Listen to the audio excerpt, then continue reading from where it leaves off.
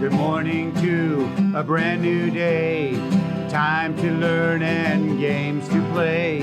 Learning things is so much fun. Learning is good for everyone.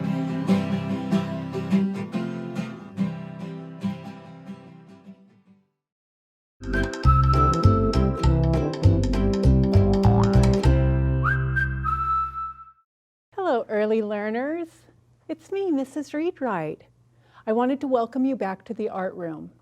Now let's remember that the art room is a place where we look at art, we talk about art, and we create art. We also meet famous artists. And I'm wondering, are you an artist? Have you ever done drawings or paintings? Have you created sculptures out of clay or Play-Doh or found objects, maybe pieces of cardboard or colored paper? Have you taken photographs? Artists do those kinds of things. It's what makes them an artist. I am an artist, and I like to give you a clue that I'm an artist by putting on my beret and my art smock. Let me do that now. I get my beret and I put it on and put it over so I'm a little on the fancy side. And I put on my smock that says art over, being careful not to pull my hat off. And I tie it around my waist. If you have a smock, you can borrow an old shirt from someone who's bigger than you are and put it over your clothes, because that's what a smock is used for, to protect your clothes in the art room. Let me turn this chart around for our hello song. And the hello song has animals and animal sounds as part of the song. Let's get it turned around just right. And many of you know this song because you've been coming here day after day and singing with me. Here we go. Oh, the duck. Ready? Oh, the duck says quack, and the cow says moo, and the old red rooster says cock-a-doodle-doo. The sheep says baa, and the cat says meow. And I say good morning when I see you. Good morning, everyone. Yesterday we learned about shapes. The day before that, we learned about lines. Today we're going to learn about color, the third of our elements. They don't have to go in this order, but I'm telling you these in this order. So when we talk about our painting from today, we'll be able to use those three elements when we talk about art. Today, we're talking about color. And let's take a look at the word color. Listen to the first sound. K, k, k. Might be a K, but this time, what's the other letter that makes that sound? The C. Let's line it up here. I think I'm going to push my cards backward a little bit because sometimes they like to tip over. And if you tip them a little like this, they'll stay. I'm just going to put the O because it doesn't make sense when we sound it out. It doesn't say color, it doesn't say collar, it's col or. We're going to find that sound or in one of our other days when we talk about form. Color, color. Here it is. This is what we're learning about today. Let's take a look at our print. Our print is by Pablo Picasso, and he was known for putting things together in a crazy way. Sometimes I like to get a magazine and cut out the pictures of the faces and cut the pieces apart and put this eye from this person and this eye from this person together and make it look like a Picasso cubist. He is over here in his beret. Let's go over this way. Here is Pablo Picasso. And here he's wearing his beret. That lets us know that he is an artist too. And here's his painting, and he used really thick paint. And he put it on and he smeared it, and some he used with a brush, sometimes with a palette. But look at this woman. Look at her eyes. Most of us, our eyes match. Some people don't, but most of us do. Most of us don't have green hair, but some of us do. Look at her clothing, how colorful. That's why I chose this one, because she's wearing really colorful clothing. And the background he painted with different color blue. He added some white to this blue to make it lighter than this one.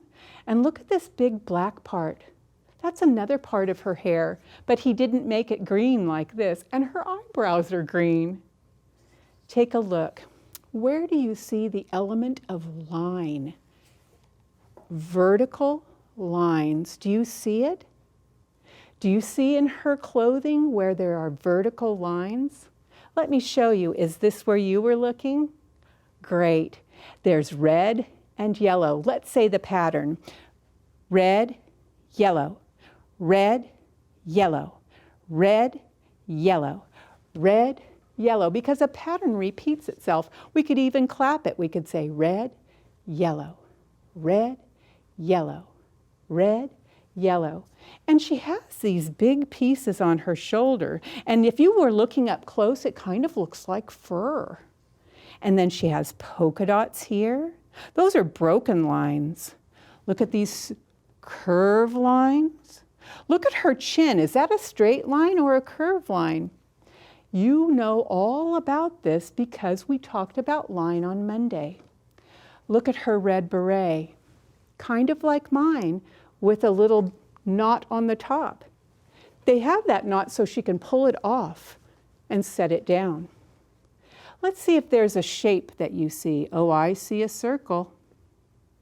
I see another oval on her nose. Do you see any triangles? You do. What color is the first one you saw? Was it the white one? That's the one I saw too. There's a triangle. Do you see another triangle that's been stretched out a bit? Here it is. I'm going to trace the outline of it so you can see. Do you see other shapes? There are lots of other shapes. There's a rectangle. There's a shape that's been cut off up here and a little triangle down here. So when you do your paintings or pictures, be sure to add different shapes and colors and lines. Let's take a look. How are colors made from 3 colors plus black and white? We're going to talk about black and white and value another day, but today I want to show you what the art we're going to do. I cut out this little triangle. Let me hold it up next to something you can see, because in a minute I'm going to ask you to draw a triangle on your paper. And sometimes people get nervous because they don't think they can draw a triangle. And I want to tell you, you can. A triangle is one of the easiest, because I just put a little dot at the top with my pencil. You won't see it. And I put another dot. I just need 3 because there are 3 points on my angle. 1, 2, 3. So I made those dots so now I can connect them.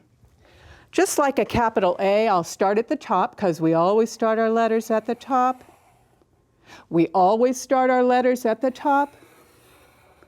And then I'm just going to put the base on it so it looks kind of like a tent. A tent.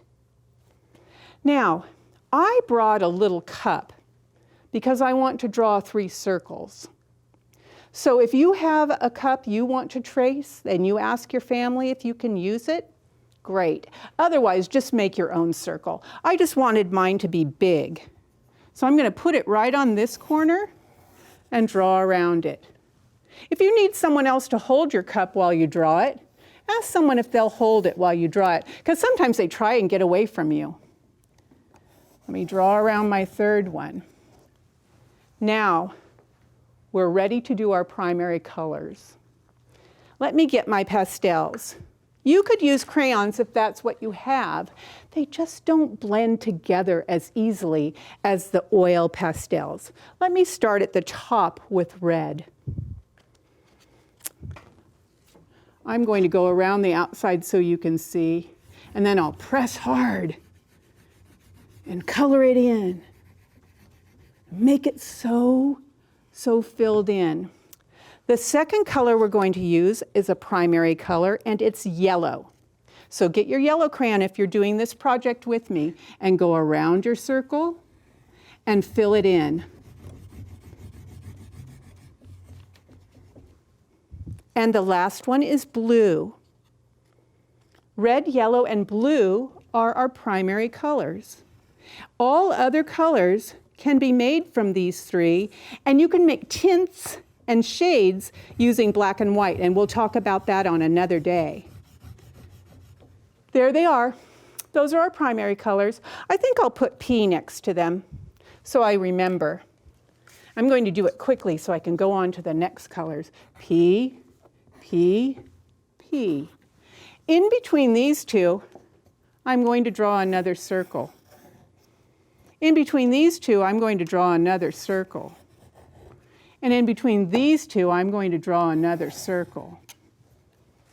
I am going to make another color. In order to do that, I always start with the lighter color. So I'm going to mix red and yellow together. But since yellow is lighter, I'm going to fill in that with yellow. And I'm just going to do a little touch of red. And then I'm going to mix it up with my fingertip. I'm going to start out with just a little red because I don't want to get too much and make it too dark. Watch me. When I mix red and yellow together, what color does it make? Did you say orange? You are right. It does make orange. I could make it brighter if I took a little bit more time with it, but I wanted you to see. Let me see. What two colors do I need to mix here? Yellow and blue. I'll just do a little bit here. I'll put the lighter color first and the darker color on top and blend it in and see what happens. What color does it make? You're right, green. And here, I have to start with the lighter color again, which is red. And I'll put a little bit of the darker color on top. And watch what happens when I blend it. It makes it kind of purple. I think I need to add a little more blue. You test it out. Try it. When you're at home and doing this and taking your time, you can do more than one of them. And you can get better and better at it. And as you blend the colors, it makes it brighter and so colorful. And I wanted to say the goodbye song before we end. Oh, it's time to say goodbye to all our friends. Oh, it's time to say goodbye to all our friends. Oh, it's time to say goodbye. Give a smile and wink your eye.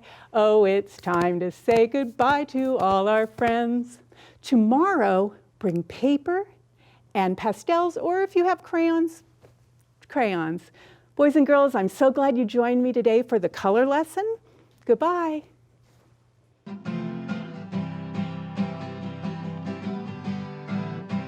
Good morning to a brand new day. Time to learn and games to play. Learning things is so much fun. Learning is good for everyone.